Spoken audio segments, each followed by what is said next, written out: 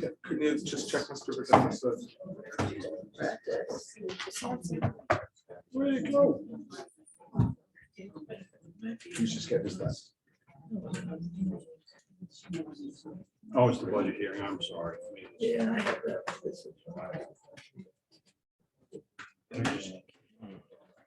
Looking into the audit committee. Oh, the audit committee. I apologize. We good? Thank you, everybody coming. I appreciate it. I need a motion to call the audit meeting committee to order. Second. Audit committee. Thank you. Tom? Yes, Come on in. actually, not taking any action in this meeting. We're postponing it until we have Abrams here for the assessment. Mary Ann Van Dyke. If there's any topics I want to bring up at the next audit committee, like about structure and stuff, we can Yes. discuss that then. Okay, I have something on. Do we have to reschedule the meeting? Yes, we have to. Can I say something? One second. We have to reschedule, it, correct, Sammy? Okay, go ahead. I'm sorry to interrupt, but there's a few newbies that are here attending the meeting, and I've been saying this for a while. We can't hear you. Okay, I'll try to. You really need microphones for people to speak. Actually, It's on the topic. I have it on the board discussion about miking. Okay, I'm impressed. Did you? Okay. Like the Burgess, we have to make another. Yes, I recommend the June 9th meeting. June 9th. Yes.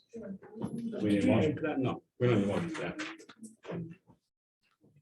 Now, I saved some time. you saved some time. Yes. That's great. My meeting went on top.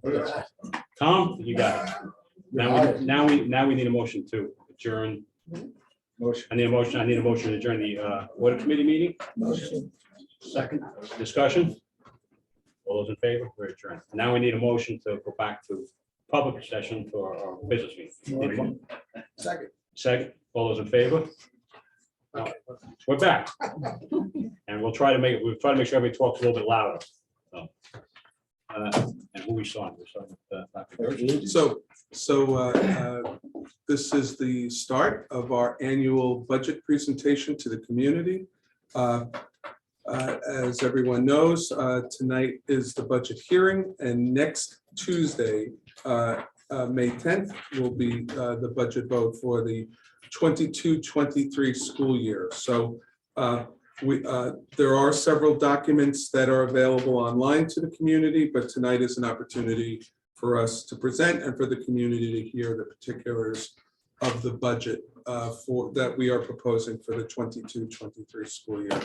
So Dr. Burgess, how's your tech working right now?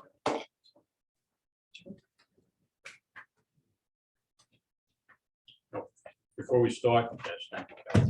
I'm sorry, we said it at the beginning of one of the meetings, but can we all please stand for the pledge?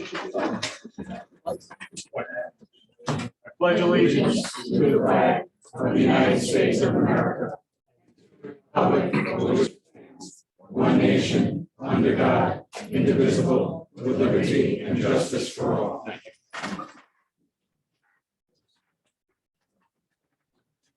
That works.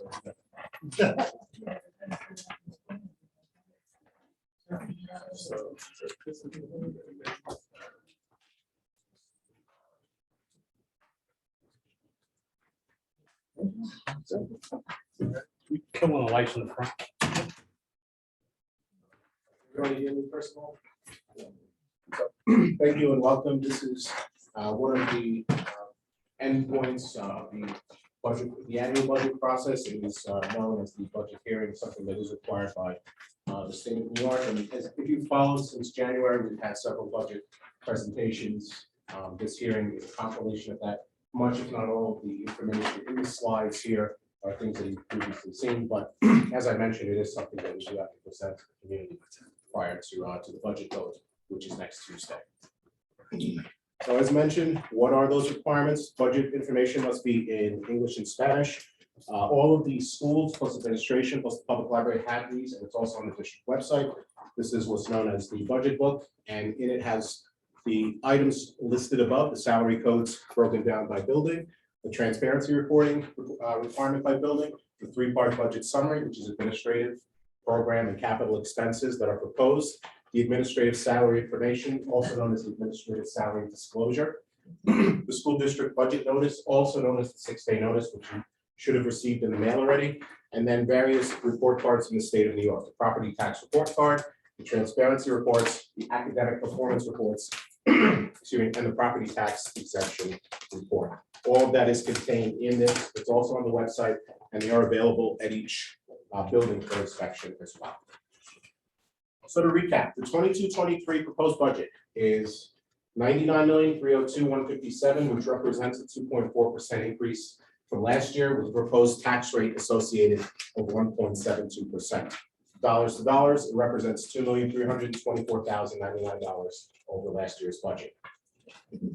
From a component perspective, as you see on the screen here, $9.1 million for administrative, around $74 million for program, and $16.3 million. And you see the breakdown between the 21-22 and the 22-23 budget. The overview, again, this is just recapping what we have done in the past. It is a slight increase from last year. We were fortunate that foundation aid did increase. We did get a minimum 3% increase, unlike some other school districts which saw much larger double-digit increases, but still significant for Sayville due to the settlement of a lawsuit late last year. The state relied also on federal stimulus monies to close their deficit. We saw in the first draft of the budget that we increased state aid by approximately $914,000, $180,841 of the revenue, and we still continue to use fund balance in a consistent way to offset some of the increases in order to sustain our programs and opportunities. But most important, to stay within the tax cap, which was calculated at 1.72%. Overall, we have $5.939 million being appropriated from fund balance and reserves. And we also, as I mentioned before, have a tax rate of 1.72%, which translates to approximately $138 annual increase or $11.50 per month.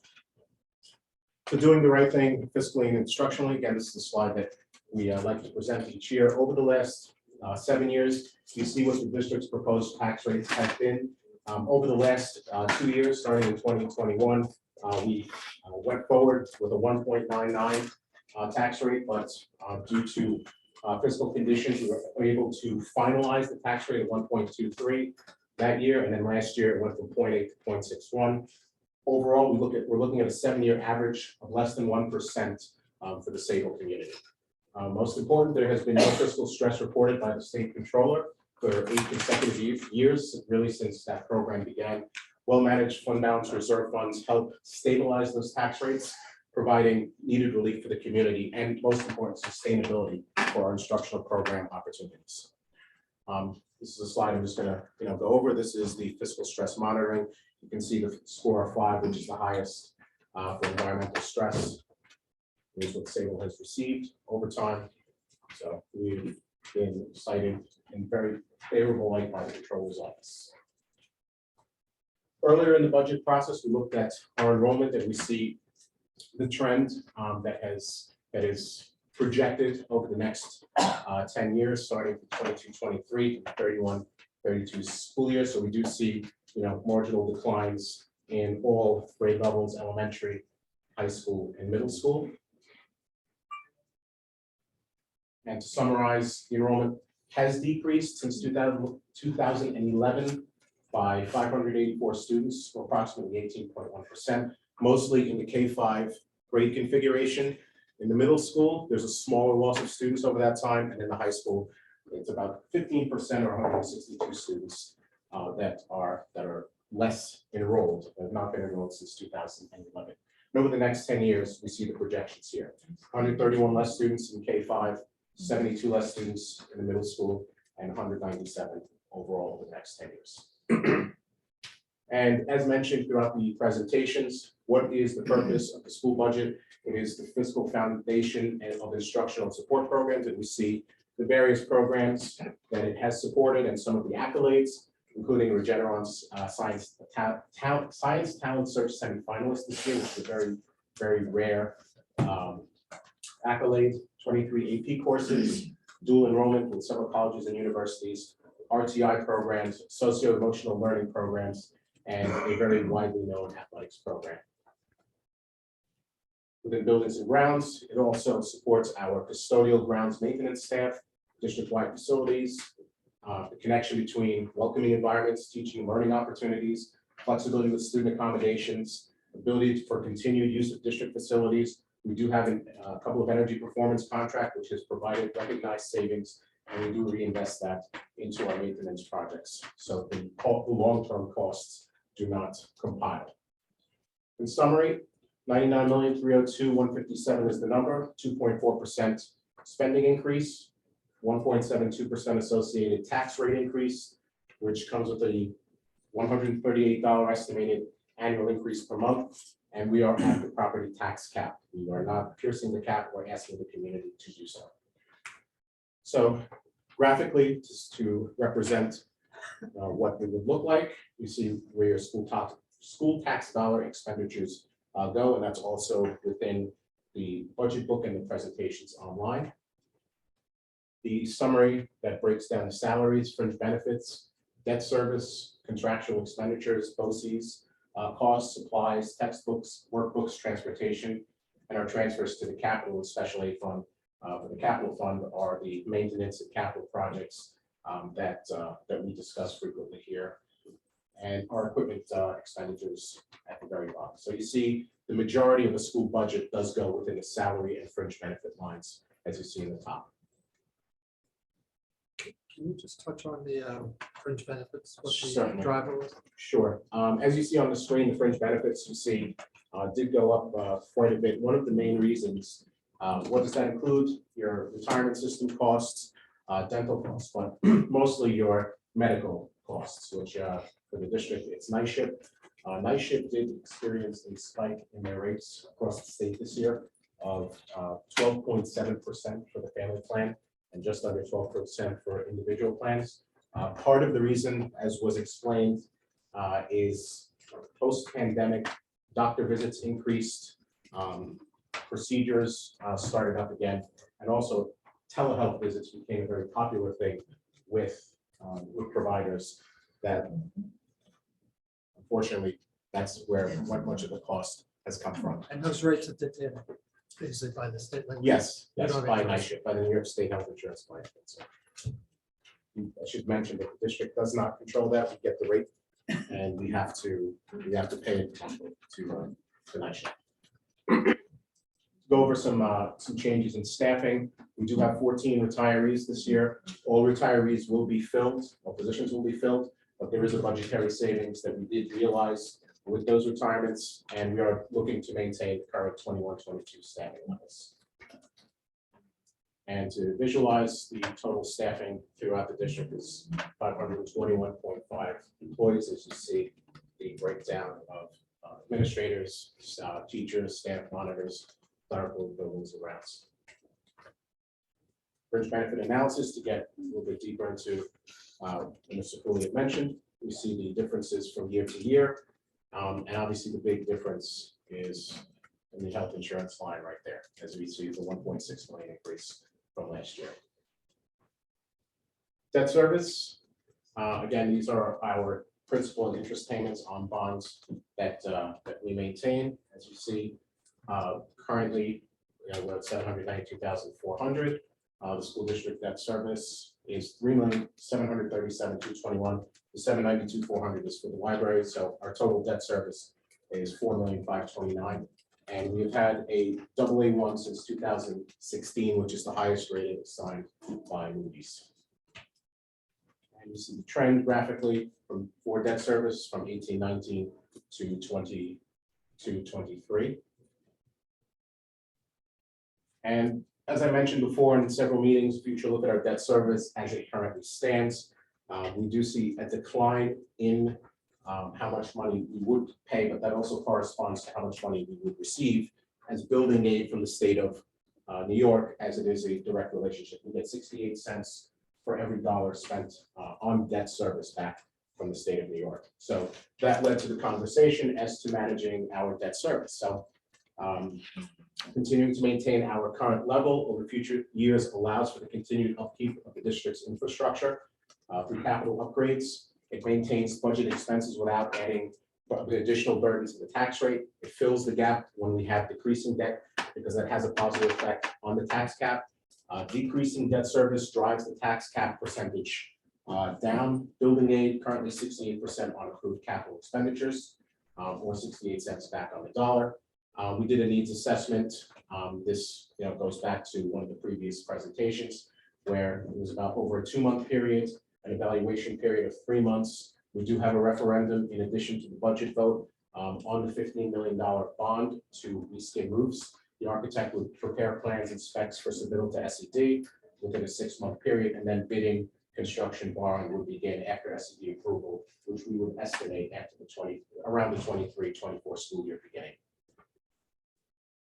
Shifting over to one of the major lines, contractual expenditures, and you see what some of the components there are: insurance, buildings and grounds repairs, plant operation, miscellaneous, legal expenses, auditors, professional services, postage, rentals, photocopies, and out-of-district tuition. Overall, $6,033,000. I'm sorry, $6,479,000. And you see that graphically up here as well. The expenses over the last 5 years have remained relatively consistent. They have increased over time. BOCES, one of the larger expenses as well, cost-effective and value-added approach to providing specific educational services to students. Normally generates either BOCES aid or expenditure-driven aid such as high-cost aid or transportation aid. BOCES aid of $1.3 million is expected for the 21-22 school year. For next year, we anticipate $1.41 million for the state of New York. Previously, there was a proposal to combine all of the special services aid into one. BOCES aid is actually, that is not being considered, so it will remain separate, which helps for our accounting and planning purposes. Supplies, we have the 21-22 school year, 1.83, next year, 1.991 million. We estimate that we spend approximately $779 per student for the forthcoming school year. Supply appropriations have been used for the return to in-person instruction materials, particularly this year. Textbooks and workbooks, the code remains flat. What do we use it for? Chromebooks, ebooks, they can also be used for that, I should say. We will continue the purchase of those materials and compatible software, and continuing to develop classroom reading and writing libraries. And next year, we expect to receive approximately $160,000+ in textbook aid. Transportation, one of the largest and most important codes. We contract with Suffolk Transportation. We do obtain RFPs. We did a few years ago, that is, for our large bus vans and field trips. That was in the 21-22 school year. It was a 5-year award at the time. And for the coming school year, we would be in year 3 of 5. And having the benefits of the contract, especially in this economy right now, is that we do have cost predictability or fixed costs with continuity of service. Updated transportation facts. We do continue when possible, when necessary and possible, we do disinfect and sanitize buses. These protocols are actually written, I should say, prior to the changing of the mandates. Facts regarding our transportation program: 1,741 students are eligible for transportation. We currently transport 1,693 students. Parents transport just under 50 students. We have 18 large buses on contract, 18.5 vans. We transport 25 special ed students to 13 schools, 15 private parochial students to 5 schools, and we do remain consistent with our bus yields per year. So just to put some quick transportation facts up there: how many bus routes we have, what's the average cost per large bus for this year, what would be the cost for next year, the van cost for 21-22, and for 22-23. And as I mentioned before, one of the advantages of a 5-year deal is that we do have a predictability of the cost, which is 3.3% for next year.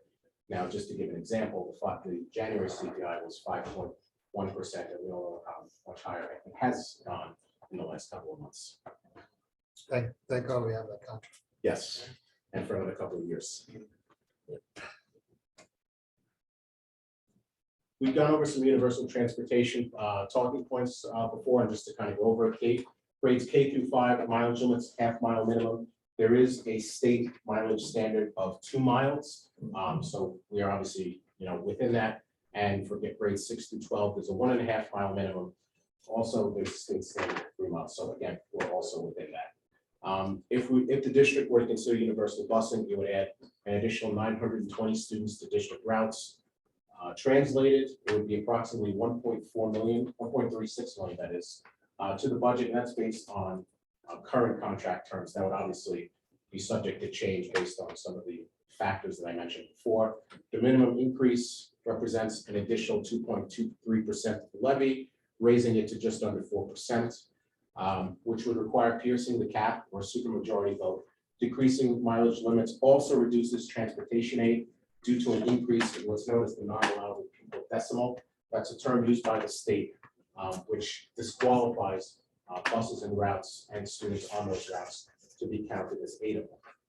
It's also contingent on staffing and equipment from Suffolk Transportation. I'm sure everybody's also seen on the news some of the difficulties associated with recruiting bus drivers and transportation, and also the additional traffic, bus stop, entry, exit concerns are all part of that equation.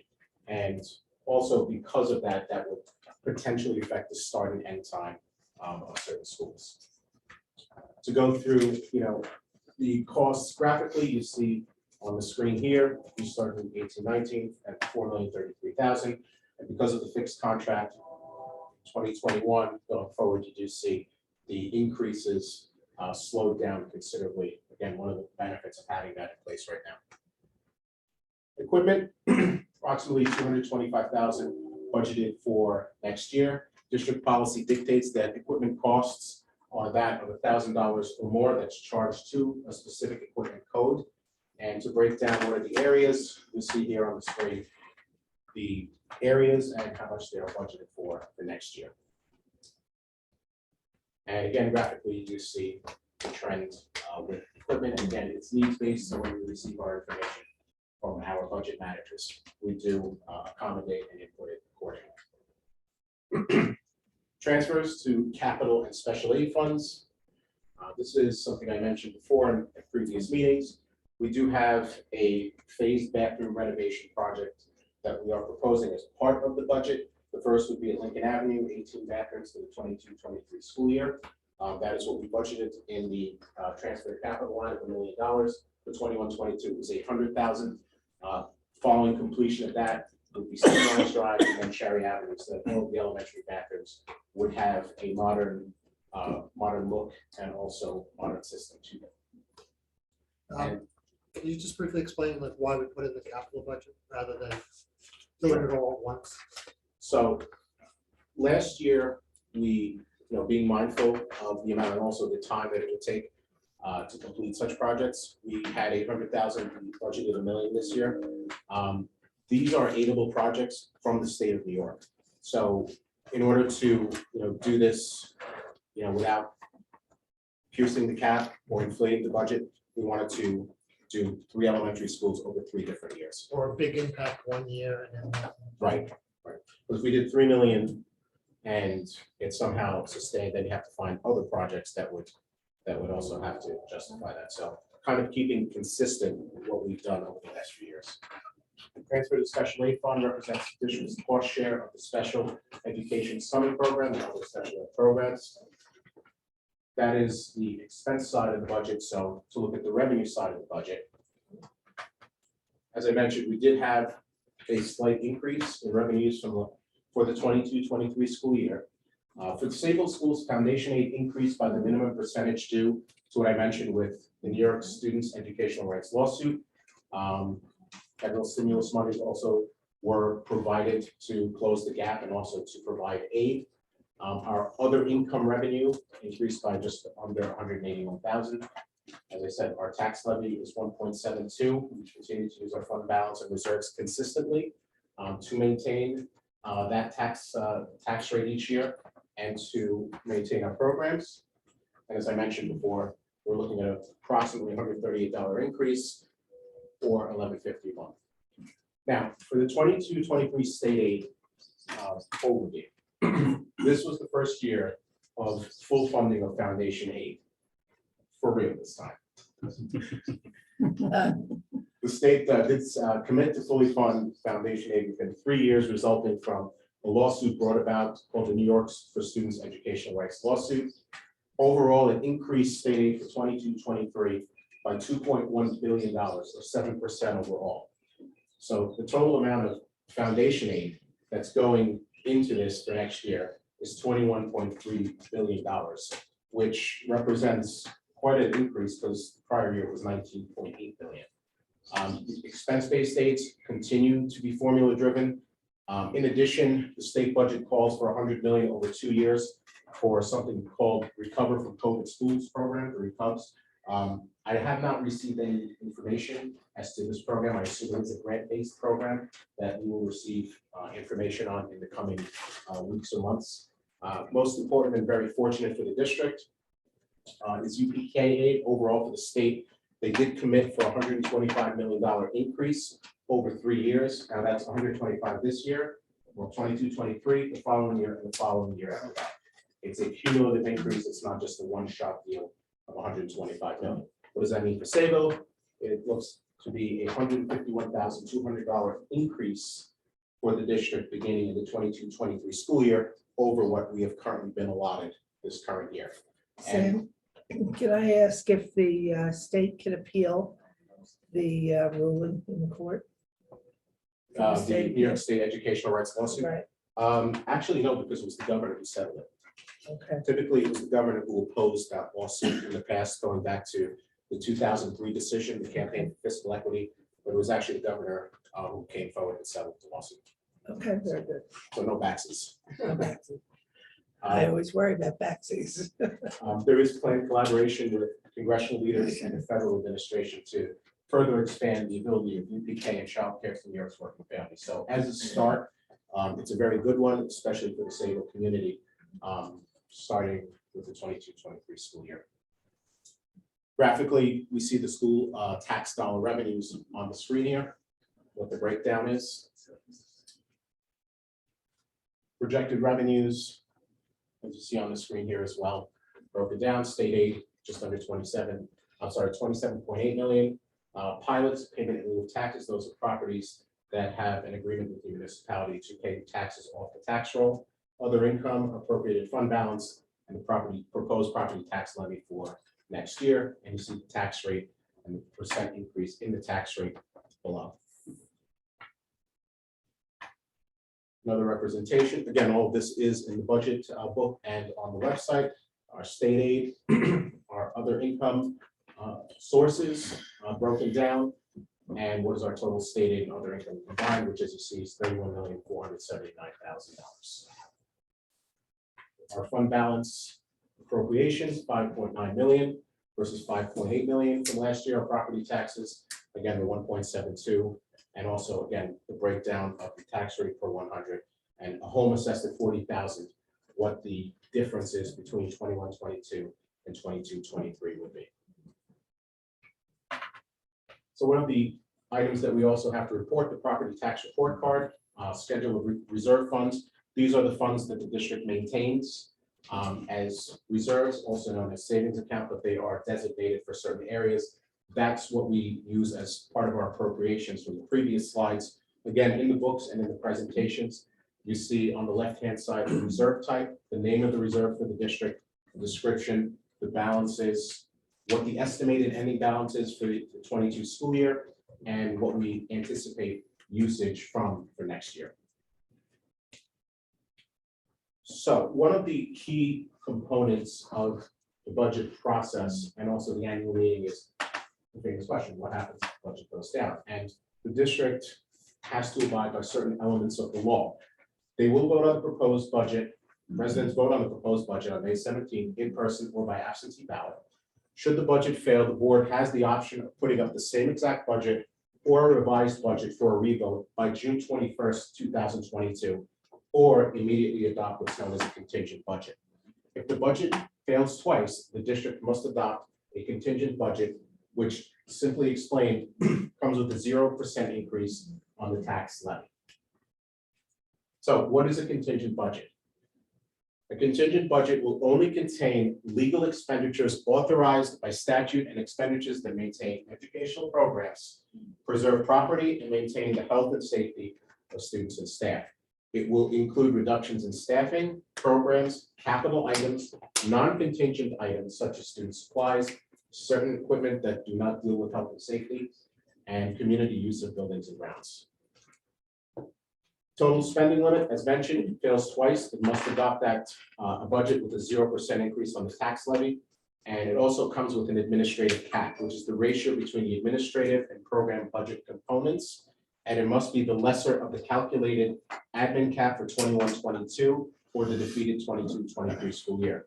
So for Sayville, actually, our administrative expenses, or administrative cap number is lower than last year's. So it would automatically be lower than what was budgeted for 21-22, should that be the case. In summary, what would be reduced under a contingent budget on the screen? The administrative side would be reduced by 35,418. The program budget would be reduced by 265,161. And the capital budget would be reduced by 1,111,525. Now, I just want to mention the reason that capital number is so high is because, as mentioned, in a contingent budget, certain capital expenses must go. And as I mentioned earlier, there is a $1 million capital transfer to capital line for the Lincoln bathrooms. So that would be removed from that. And just to kind of go over the revenue side, as I mentioned, it comes with a 0% increase, which means that the tax levy from the proposed would be reduced by $1,046,000.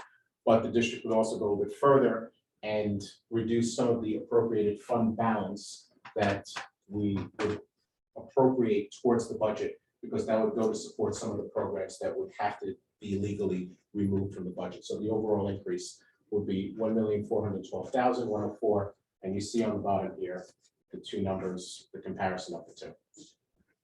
The appropriated fund balance. Okay, so what's next? The upcoming dates. So today is May 10th.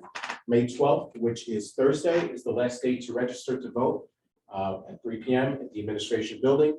May 16th, which is a week from yesterday, next Monday that is, by 4 p.m. is the last day to request an absentee ballot in person. May 17th is the annual budget vote and election, which will be held again at the old junior high school between the hours of 7 a.m. to 9 p.m.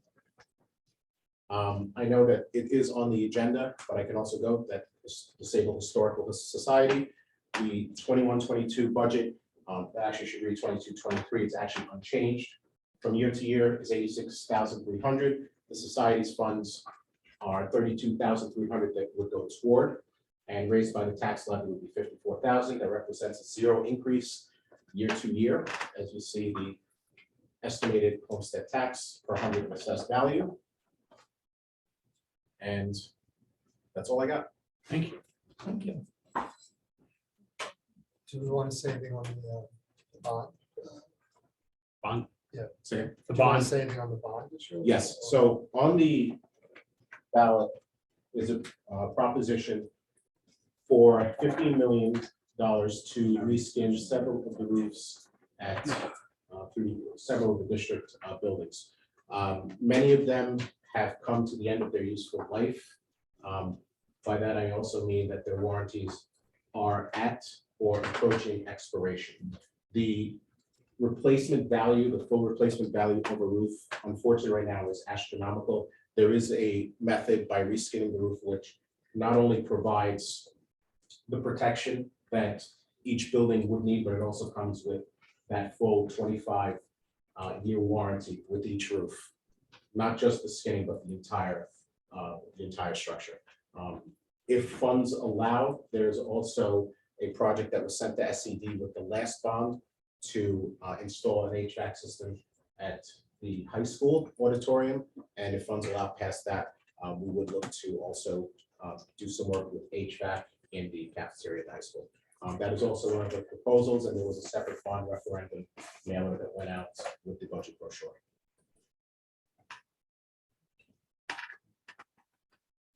question, I do have a question, more of a statement. I'm sorry, but the textbook line, and that doesn't necessarily mean it's a hardcover textbook, it also covers other And I think there's always been some confusion about what that line does cover. Can you just give us Sure. a general? Sure, there are hardcover textbooks that need to be ordered and would be ordered even as replacement, but several years ago, let's say 8, 9 years ago, the state changed its guidance to also include Chromebooks and electronic textbooks as well that can be drawn from that line. That's also an aidable line that we do receive state aid from annually as well. And the busing contract, I think is probably very important, especially this time, right now with the cost of diesel and as well as cost of gasoline coming up tremendously. It was 3.1%, 3.3. 3.3, regardless of the cost of, so that's pretty good. Yes. I'm sure our vendor loves us for that. I mean, I drove by, saw with diesels at the gas station, I grabbed my chest, thank God I don't drive a diesel car, but I do beat my house with oil. But, Well, you briefly mentioned to us at the budget workshops, with the bond, because our debt service is dropping off. Reason we're doing the bond now is because this way the impact will be zero basically on the budget. Because we already have debt service, but that's dropping off, Yes. and it'll be replaced with the new bonds for the roof. By the time that, if approved, that the debt service would kick in 23, 24, 24, 25, we would have just about comparable debt service falling off. So that it would maintain the current level of debt service, but more important, the amount of state aid that we do receive, and what's known as building aid, so that we don't see a drop off in that as well. Because we get 68 cents. 68 cents. Very true. Very true. Good job, Sam. Thank you. Thank you. Thank you. Are there any questions from the community specifically for the budget, please? Yes, can you please stand up and come to the, so I can, Hi, I was just looking at the line budget in the flyer, and I noticed that it says handicap pupils K to 12 is down close to 300,000. So I was just wondering if that has to do with instruction and what's being cut out of that budget. It's actually not, that's staffing, but not staffing reductions. Those are retirements, and then replaced with the same amount of staff members, but they would be starting at a lower salary as well. Thank you. any other questions concerning the budget? Yes, So I received the state required form today. No, Yeah, 6 notes, yeah. okay. I would just a quick question of her house, her home Mhm. is not on here because it's not required by the state, is that correct? It is not now. So the tidings that you sent out still says 135 per house, 138 or 1150 per month, yes. even though at the last, back in March meeting, I had mentioned it's over 400, Well, actually. so, It's an average. Isn't it? yeah, so the average assessment of 40,000 would come with that number. If there is a larger number associated with that, we would recommend you contact the assessor for whatever reason, but going through what has been sent to us from the town of Islip and going through the numbers, and I know that that number has remained consistent over the years with tax rates that have been in and around this number, it should be addressed with them as well. All right, is there any way I can get what the town sent to you without going to the Yes, board it's and at- waiting for a month? it's You at- send that? Yes, Seems like- it's actually in the budget. book. And after the meeting, I could show you where it is. Okay. thank you, thank you. Any other questions regarding the budget? So just before we move on from the budget, and thank you, Dr. Burgess, as Dr. Burgess mentioned, a week from today, May 17th, beginning at 7:00 a.m. and closing at 9:00 p.m., the polls will be open for our community to vote on the budget. In addition to the budget vote, there are also 3 seats for the Board of Education. And I'd like to read the names of those candidates. Mrs. Sack is running unopposed, so that's 1 seat. The seat currently held by Mrs. Dolan. Mrs. Dolan is running again, and Mrs. Richards is also running for that seat. And then for the seat that is vacated by our outgoing board trustee, Mr. Norman Devenow, we have Desmond Megna, Mark Ruff, and Christine Sarni. So those are the community's candidates for the Board of Education seats. About the library. Well, the library's here, so maybe after we, finish this, Jen, if you want to, address the community. Sure. So that concludes the school budgets workshop for this evening. Is there anyone from the Historical Society? Okay, great. So Jen, if you don't mind going first and for the library, and then we'll hear from the Historical Society. Good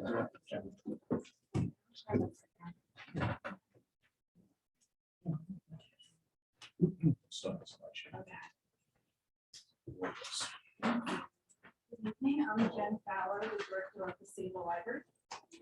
Parking lot, if you're not sure where we are. I'm just gonna do a very short presentation. You are all welcome to come visit me at the library. We'd love to have visitors, as many as we could possibly fit in the building. And I'm gonna talk about our budget for the coming fiscal year. So before I start, I just wanted to say, I don't want to like bombard you with numbers, but I'm really happy about these particular numbers. I'm just gonna mention them fast. So in this fiscal year, which is not officially ended yet, we have, through the Sayville Library, we downloaded you the community over 45,000 books. You visited our website 234,000 times, and 44,000 Wi-Fi sessions and 1,400 online tutoring sessions. So those are great numbers, and I just want to thank you for utilizing the library and being such a strong supporter for us. I'm just going to talk a little bit about some of the things that are going on at the library and some things that we're going to be doing in the coming year. So community outreach is a really important part of our mission. We are working with, we have a wonderful librarian, Jonathan Pryor. If you don't know him, please come meet him because he's amazing. We are always present at all our community events so that people can learn about the library and meet our staff. We've had, in the middle picture, you see like the big van, we've had mobile mammogram van, we've had blood drives, we've had even had a mobile shower bus for people that who are homeless who might need a shower. So we've also opened up a little free pantry, partnering with some young ladies from Sayville High School. And we just recently opened up a little free pet pantry for pet food for some people that have to choose between feeding themselves and their pet. We want to support them. We also have Homebound Delivery, which if somebody is homebound and not able to get out of their house, we're able to deliver materials free of charge and get them back to the library free of charge as well. We also work collaboratively in our community with the soup kitchen and the pantry, the food pantry, just talking about food insecurity is a big part of our new mission in the new normal of the world.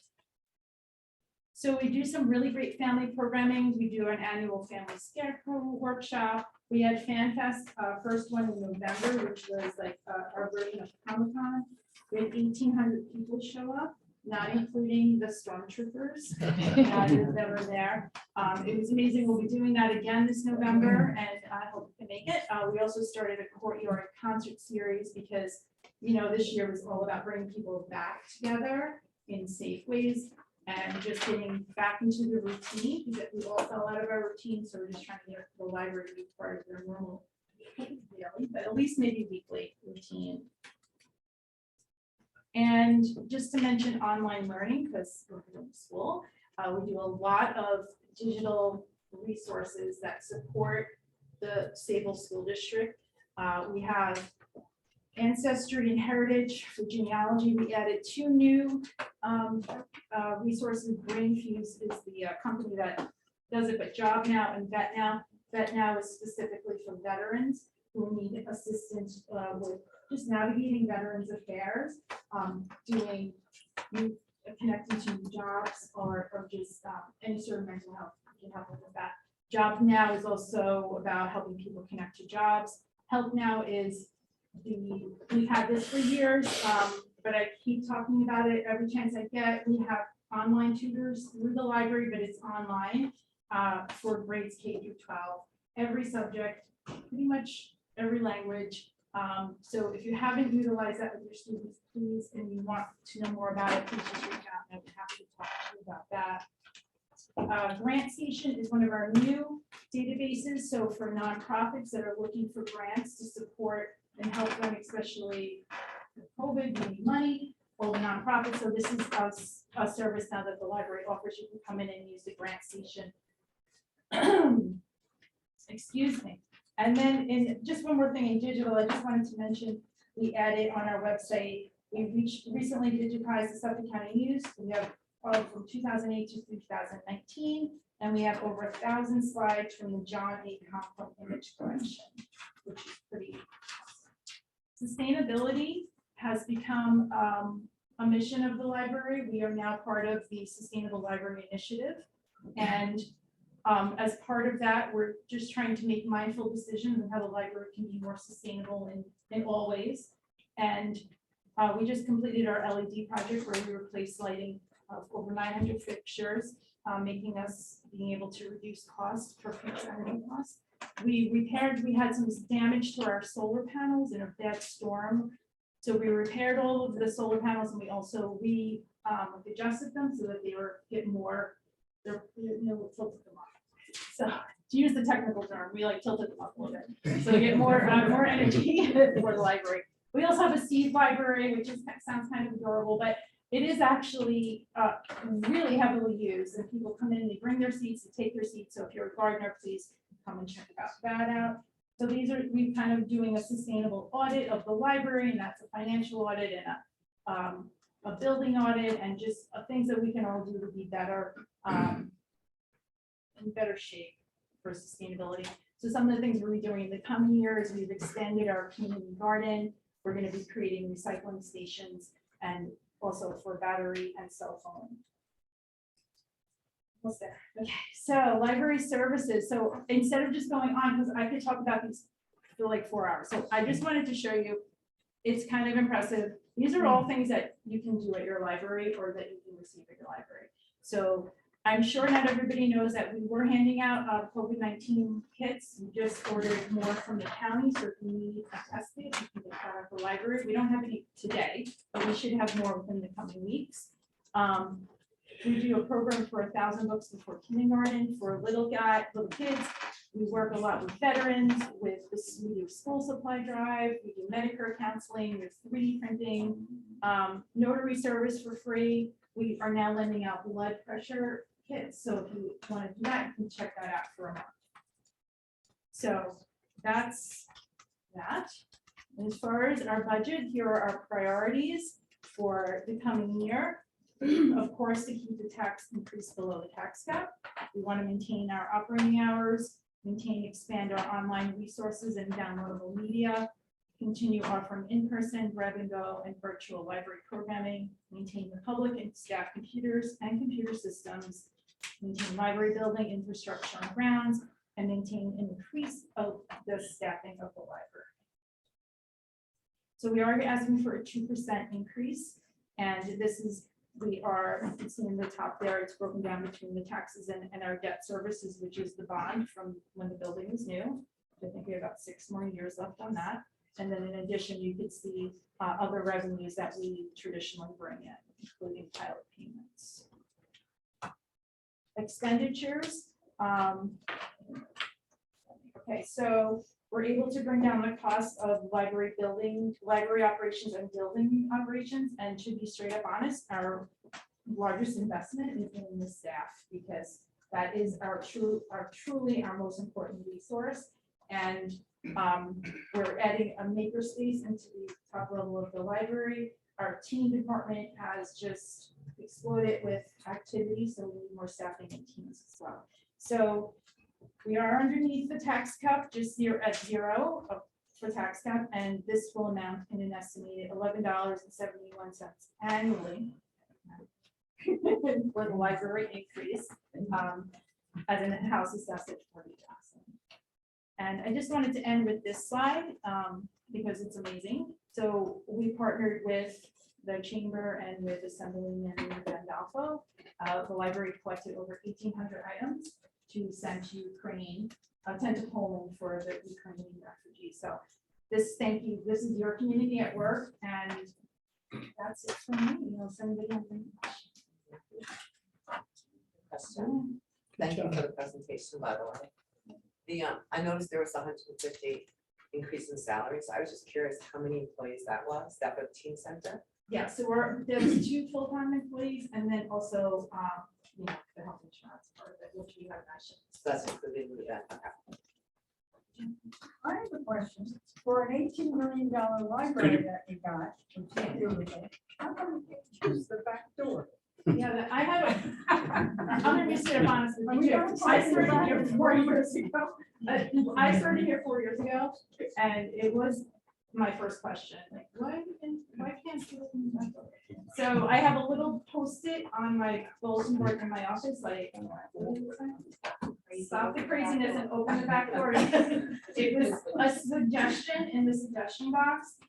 It is one of our priorities. It will take some construction because right now if we just open the doors, you know, it's all staff area back there. So it will take a reconfiguring of that bottom level. Because there is, when you walk in the back door, you walk straight to staff. And there's a wall. Why do you think you were there right way to begin with? Well, I wasn't here when the building was built. If I had been, I would have been an advocate for it too. I would have been an advocate for it too, because I know that it's a problem and it's probably I mean, I'm gonna say it's the only complaint that we ever get, but it is a big issue. And we do talk about it. Most likely when our bond is paid off, we'll have a little bit more cash flow to make that adjustment in the next few years. Can you just give us some lighting for the back? This whole lot, I know we Yeah, paid the we don't- lighting for something That's the recently. school, no, So it's I don't know, the property, this is very dark, but then Yeah, when you walk in and out that back door. yeah, we like we're not. Yes. We're talking about the exits and everything. Every time I'm returning my kids' books, I get stuck by the minibuses going to the school there. And the security guards make us stop and wait and be late to work when we're just trying to return our library books. So maybe in the back, if you're doing something back there, could the drop back there also be drive-through? Just keep in mind, if you're doing something anyway, so you I have will to do get out everything I there. can to make it as convenient. That's why we put up the curbside pick up everything. So we'll definitely take care of it. Thank you very much. Thank you Thank you, guys. Jen, Oh, the trustee, yes. No, well, just before you introduce the trustee, we want to say something. We have kindergarten screening Yes. this week, and then we have UPK screening next week, so I just want to thank the library, because you're always very gracious hosts whenever we come over, and we had a nice 2 days, and we look forward to Thank the you. rest of the week welcoming our class of 2035. So Yeah, thank it's you. one of our staff's favorite day of the year because they get to meet all the new littles, and it's exciting to have the kids back in the building, because we did have a year there where we weren't able to host it, so we'll always be hosting that. As long as you'll have us, we'll be happy to do it. And I just wanted to mention that we do have one trustee running for office again, 5-year term, Joseph Lockren running for us. Thank you very much. Thank you, Jen. And now I'd like to invite the Historical Society. Thank you for being here. Thank you. My name is Roy Bedlam. I'm president of the Sayville Historical Society, mostly because nobody else wants to be. Quite the fault. Well, what you could see on the presentation, our budget remains the same as last year. Because of COVID, we lost revenue by not having the annual holiday house tour, but we offset that by not having Farm Day. This year, we're going to have Farm Day. That will be June 5th for the first time in 3 years. We're shut down for part of 2020 because of regulations. We are now open and pretty much on an on-request basis. If you call the office, we'll try to get somebody down there whenever it's convenient to open up the museum and the Edwards Homestead. We're also open in November for the holiday open house. And with the help of the Sayville Civic and 3 students, we emptied the upstairs in the annex. We cleaned everything. There's stuff in there that hadn't been touched for 100 years. And we insulated the 2nd floor. We also We're quite busy during the pandemic. We redid the floor in the exhibit building, and now we have a new exhibit on old toys and old games. And there's a large dollhouse that you can see there. We have a new caretaker. We had to repaint the caretaker's house and do some minor improvements. Our caretaker is a custodian for the schools, not this school district, but another school district. So our buildings have never been cleaner. If there's any questions, I'd be happy to answer them. Thank you. Thank you, sir. Thank you. Okay, thank you very much.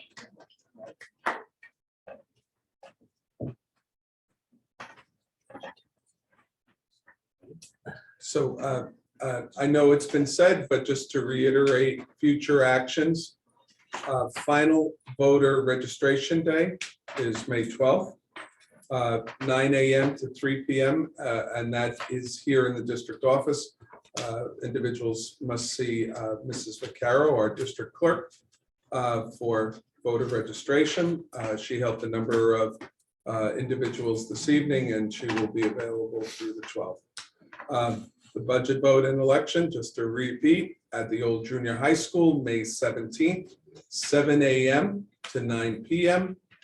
The annual district meeting, which is the Board of Education meeting that follows the conclusion of the budget vote and the board election vote, that will take place at approximately 9:15 p.m. At the old junior high school auditorium. So the vote will be in the old junior high school gymnasium. The district meeting will be held at the close of the vote at approximately 9:15 p.m. At the old junior high school auditorium. So, and that is, of course, open to the public. And that concludes our budget hearing for this evening. Thank you. We have to move on to a regular workshop meeting, so we need a motion to adjourn this meeting. Motion. Discussion? All those in favor? Or adjourn? I need a motion to open our workshop meeting. Second? Second. Discussion? All those in favor? We are open on our workshop meeting. The first item on the agenda this evening is we have some correspondence. We received a correspondence from a community member regarding the election. I'm going to pass it left. Next item on our agenda is Board of Ed discussion. There is a couple of items that are there now. One is the art show. I don't know, anybody have a chance to go to the art show? Yes. I want to, absolutely fantastic, amazing talent, unbelievable. It's just a different variation of anywhere from printed matter to photography to ceramics to, I think I got a T-shirt from somebody. Did you? Although it probably was from somebody that probably fit my godson, my grandson right now, but it's so small, but it's a great T-shirt and it's fantastic. And I'm so glad to see that place was wall to wall people. Unbelievable artwork, unbelievable talent of our students. The sketches were impressive, and I have to say this. Carl, your daughter, I could not get over her sketch. It was incredible.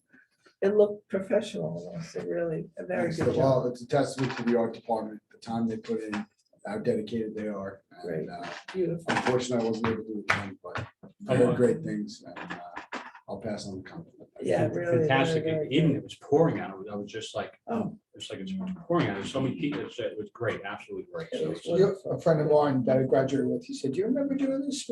I said, "We didn't do anything like this." It was kind of like a reflection of how far the district has come. It's amazing, It absolutely. had- And I think some of the artwork is outside, right here right now too. So. Beautiful. No, no, that's it. Oh, you had to see it. Yeah, I Struggle with. couldn't- It was awesome. It looked I have professional. to, and I gotta say, my daughter won an underclass photography picture. She Oh. stood in a wave and took a picture. Great. But that was, when someone could shake up I something, can't, I can't draw I can anything. never do that. I can't draw anything.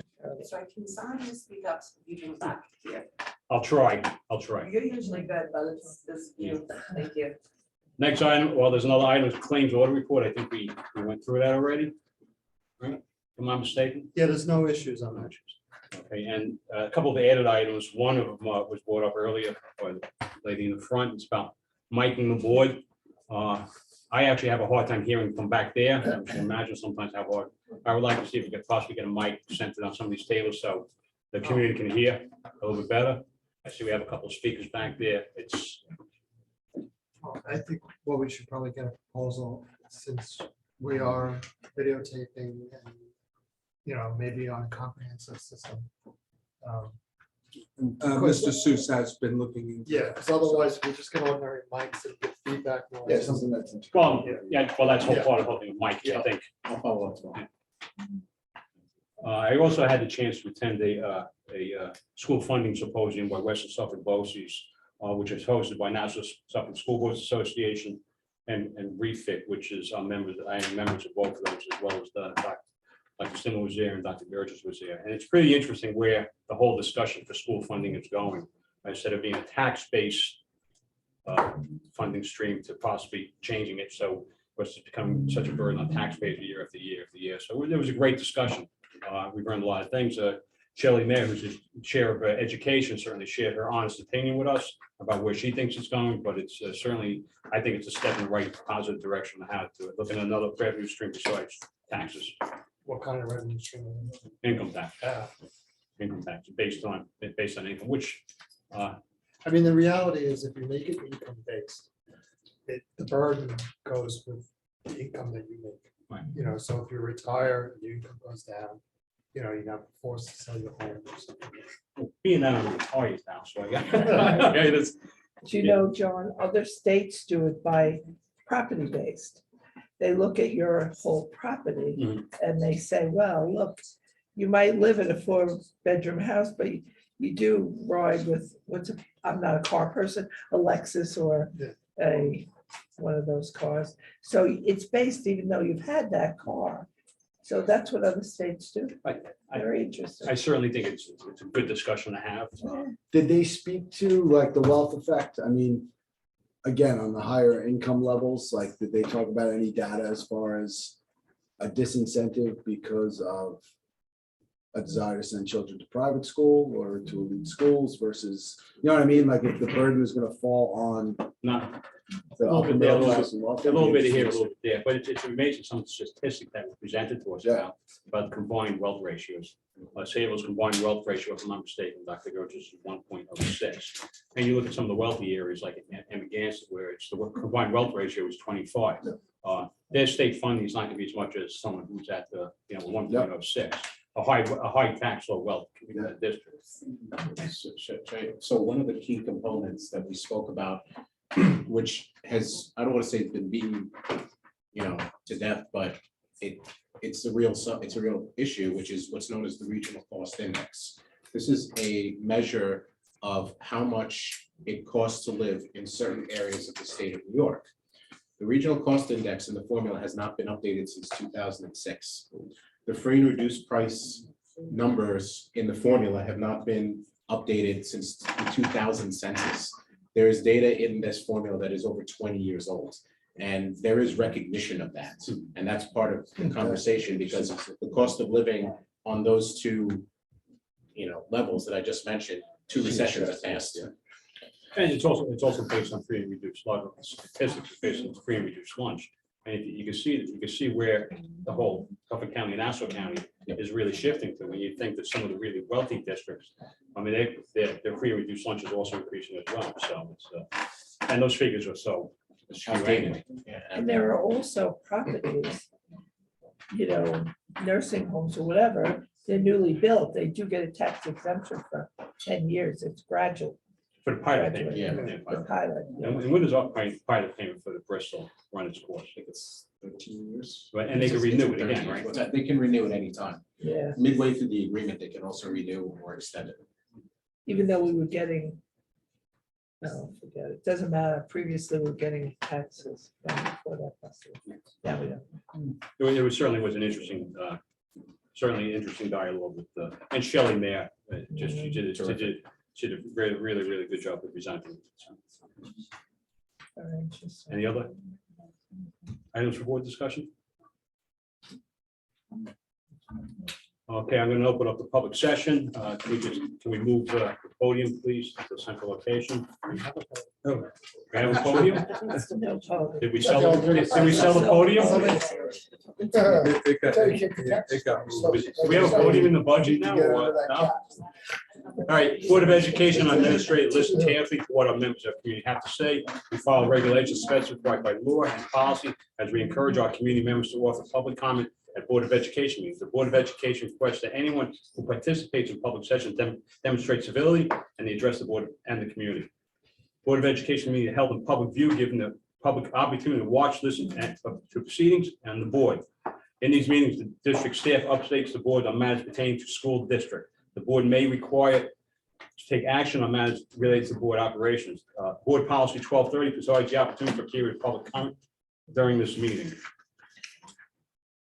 With that in mind, we offer a brief word of parameters of public comment period. 30 minutes will be set aside for comments and questions by the public before the board agenda is moved. The board reserves the right to limit public participation in any case or to the extent maximum comment period if it deems necessary. Questions and comments by the public are limited to 3 minutes per person. Speakers are asked to identify themselves or the group they represent. Speakers should conduct themselves in a civil manner and direct the comments to the board. The board will not permit discussion involving individual district personnel, students, or community members. Floor is open. Can you, I guess you can stand and It's a speak. really quick question. In the beginning, I couldn't hear you, Tom. Did the audit committee meeting that was scheduled at 7 and then moved to 7:30, did it get adjourned to June 9th? Is that what you said? Yes. The topic that was going to be discussed wasn't available, the representative, so we postponed that to the next audit. So that didn't occur tonight Yes. at all? No. I got you. Okay. Okay. Anybody else? Yes, I guess if no one else is, I was going to wait for last. So I just have a couple of questions. Thank you for the budget presentation, by the way.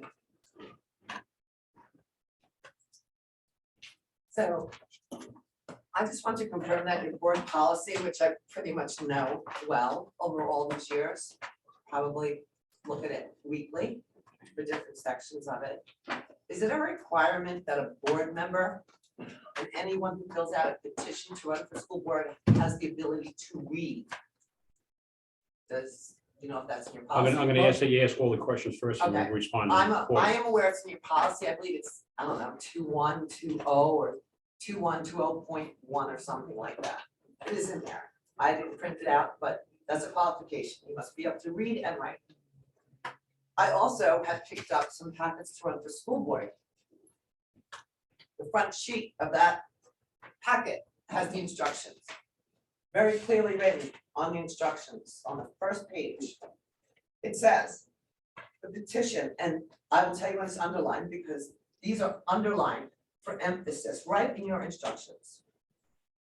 The petition must contain the names underlined, signatures underlined, and addresses underlined of at least 25 qualified voters of the district. Now that's clear to me. That means of the voters of the district, not by someone else's hand. Okay. The line continues. It is suggested that each candidate obtain more than 25 signatures. Now, that is there because someone checks or is supposed to check these petitions upon receipt and remove disqualified voters, which would be people who are not registered to vote or anything that looks suspicious and perhaps. I don't believe you have to be registered. Can the person? Oh, I may be wrong, but I'm pretty No, sure that's you need to be facts, registered that's all. voter in the district, but whatever the case, they need to confirm they're a resident at least in the district. Okay. Okay. And then they're supposed to, if they see something that looks suspicious, perhaps bring it to someone's attention. I foiled all the petitions because I wasn't sure who I was gonna vote for, and I thought to myself, let me see who signed petitions, maybe it's a connection to somebody I know. Whatever, that's why I foiled them. When I got to a sheet, I could not believe the signatures were all the same. You guys did an investigation. The attorneys advised you to vote to remove a person from the ballot because they did not, once forged signatures were removed, have enough candidates. Some of you voted to keep that person on the ballot. That would have been Maureen Dolan, Norm, and Carl. Now, some of you have done some great things over the years, and I'm sorry, but with that one decision, this is plain English. There were people who signed that petition that weren't aware their signatures were going to be signed. This should not have happened. This is election integrity, and it starts here. This is our community that I love, and it has gotten me to the point where I don't even want to come here because my skin is crawling. This is horrible. I'm gonna please Okay. ask that you finish up. Did she take my time? Because No. I'm very concerned No. about this too, John. Can I please ask that you finish up? There was also a Okay. letter, I don't know if someone's going to read it, from Patricia Carroll in that packet that you guys didn't read. She's an attorney in the district. She's currently out of town. And she asked, and I can't read it because my 3 minutes are up, but that you did. She asked if you would please read it during the correspondence part and it would become record of the meeting.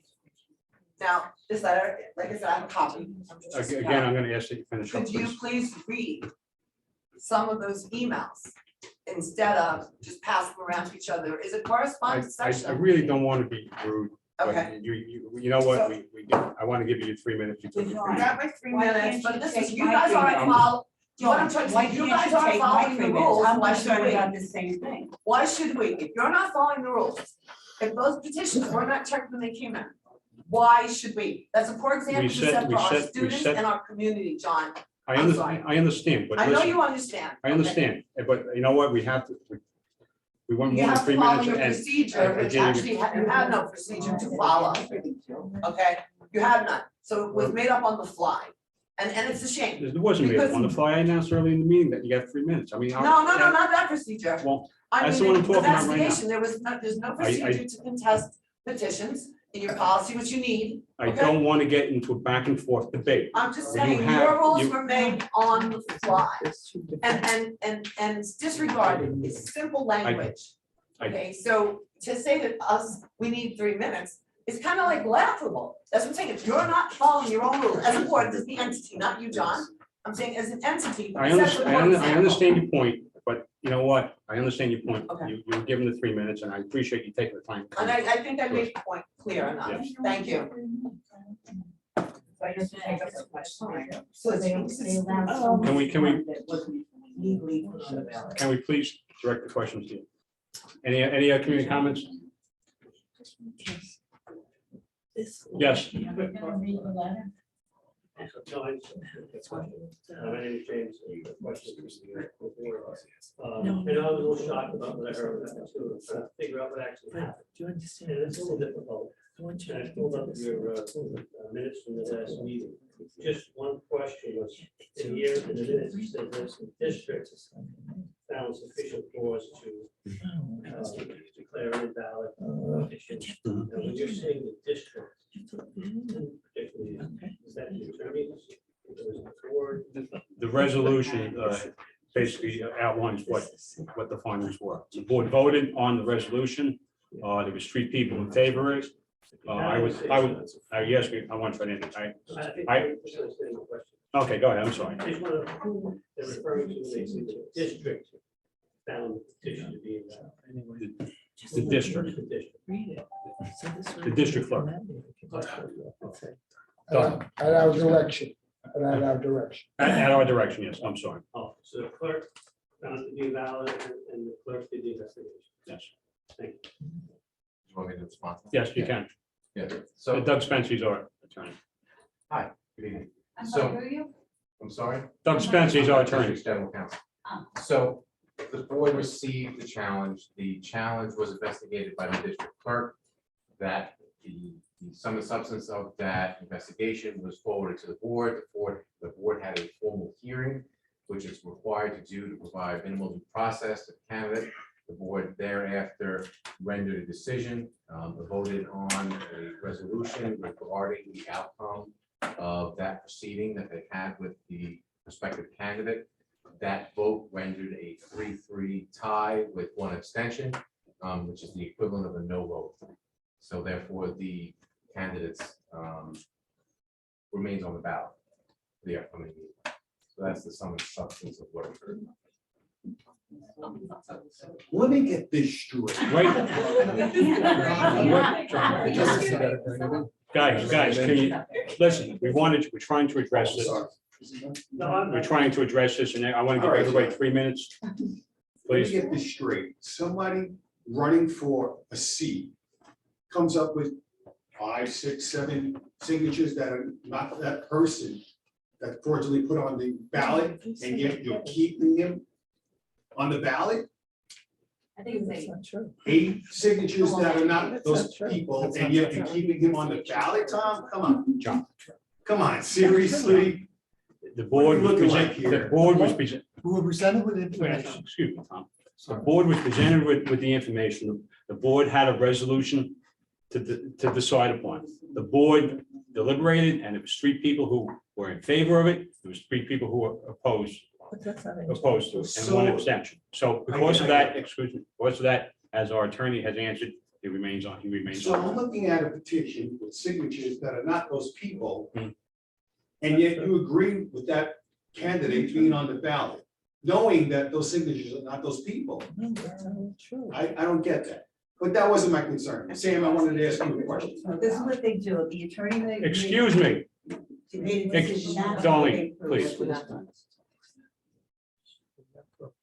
Go ahead, sir. I'm sorry. See, I wanted to talk about the roof issue. Yes, okay.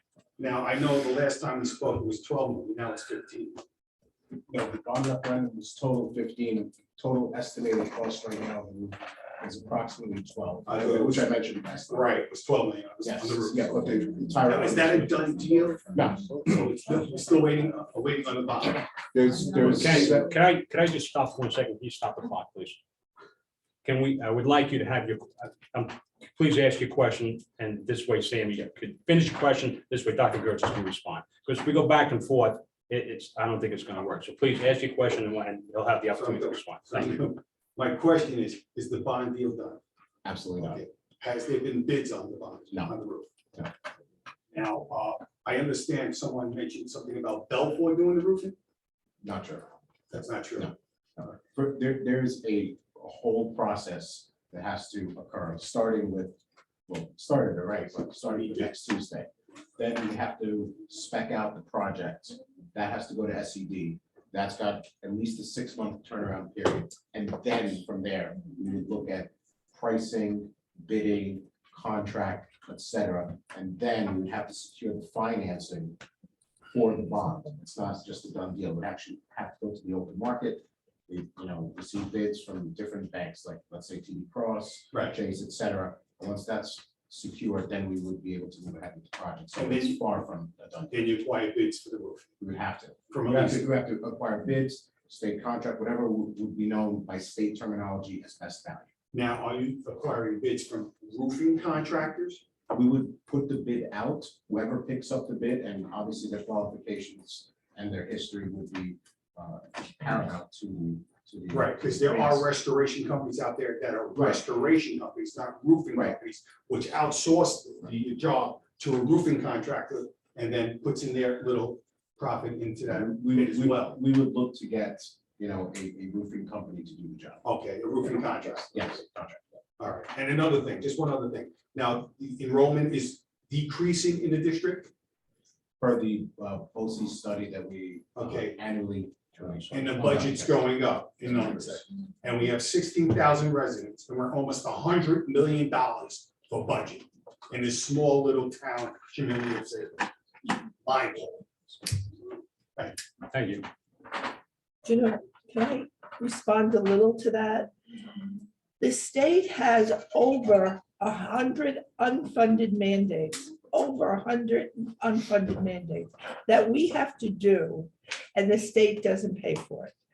I just want everybody to know, the state puts in requirements and they do not pay for those requirements. If you look at the budget going back 20 years, the money we got from the state percentage-wise compared to the money we get from the state now is ridiculous, ridiculous. And the mandates have only gone up. That's all.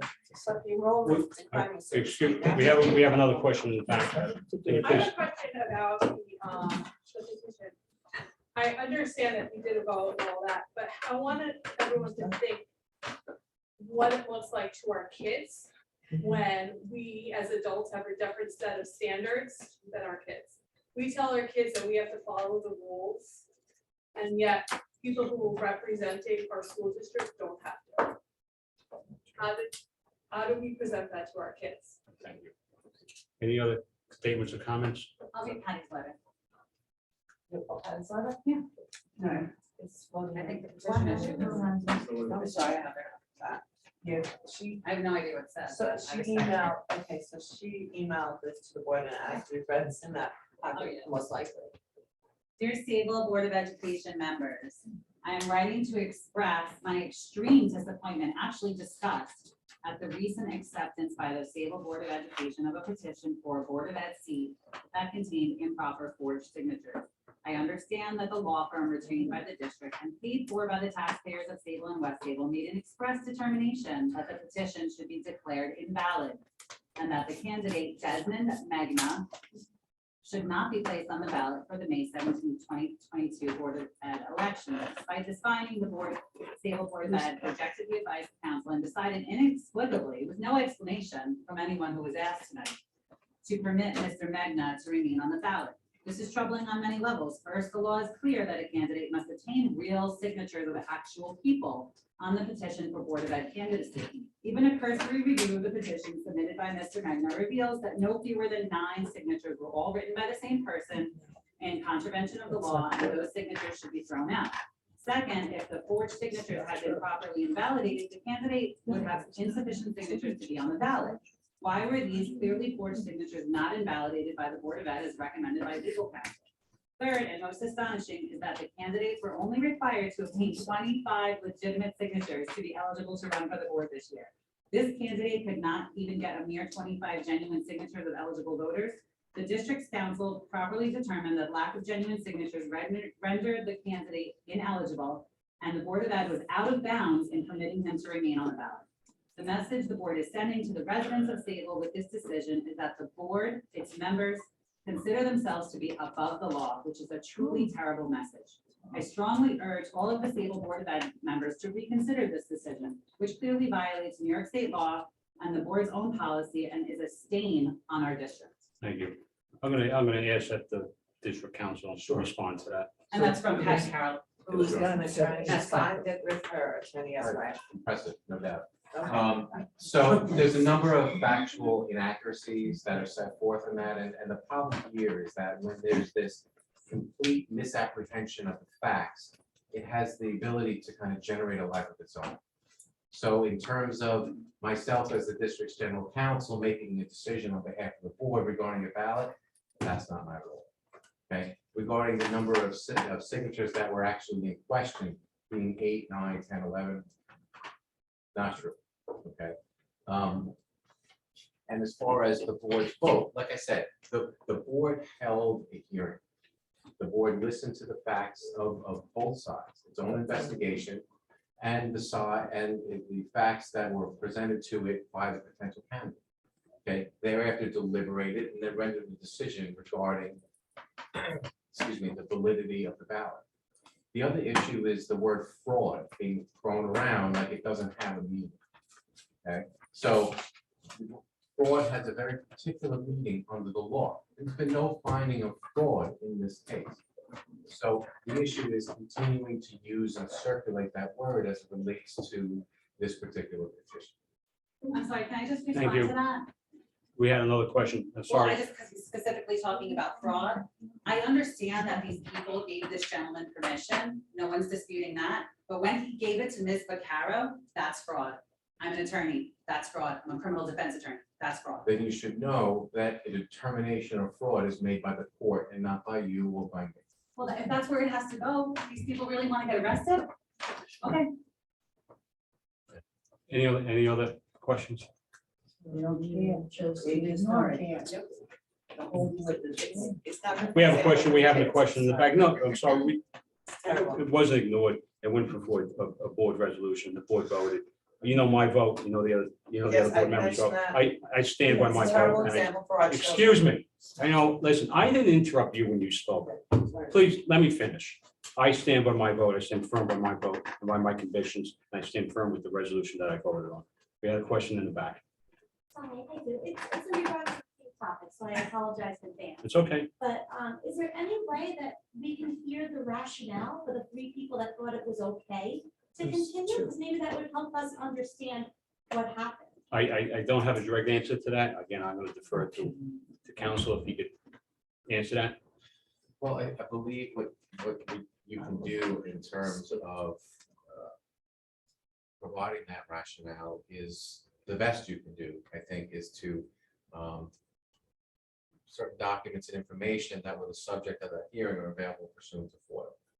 So I think what you can do is to make available to the public, if they seek to request it, the documents that were considered by the board when making its determination. Thank you. Follow up. Okay. Would that be available before the election date, or would that come after it? And then what would happen then? I received a notice today, I already did that, that it would be, I think, May 30th to 31st. I won't have those documents until then. I asked for them 5 days ago. Okay, she answered your question. I can't attest to what Ms. Rizzo was saying. I can say that the law provides for certain timelines attendant to requests under FOIL. The best I can say is to make the request and then the district will respond. Okay. Any other questions? We will move on. I'm sorry, my screen just went blank. So I just lost somebody's tablet, please. Oh. One more time. That's, we'll take this as the last question. I know people don't like to say their names, but I'm gonna just be out there. Walk around one of the candidates running. Break up the mood a little bit. Love to everybody. That is right. Thank you. Thank you, Mr. Rowe. Next item on the agenda is recommended action minutes 4-1 to 4-3. Any motion, please? Second. Discussion? Any no discussion? All those in favor? Motion carried. New business finance 5-1 to 5-10. Need a motion? Second. Discussion? All those in favor? Motion carried. New business personnel 6-1 to 6-2. And without objection, could I call new business other 7-1 to 7-3? Motion. Second. Second. Discussion? All those in favor? Motion carried. I need a motion to adjourn to executive session to continue our discussion about the employment of our superintendent. Motion. Okay, thank you.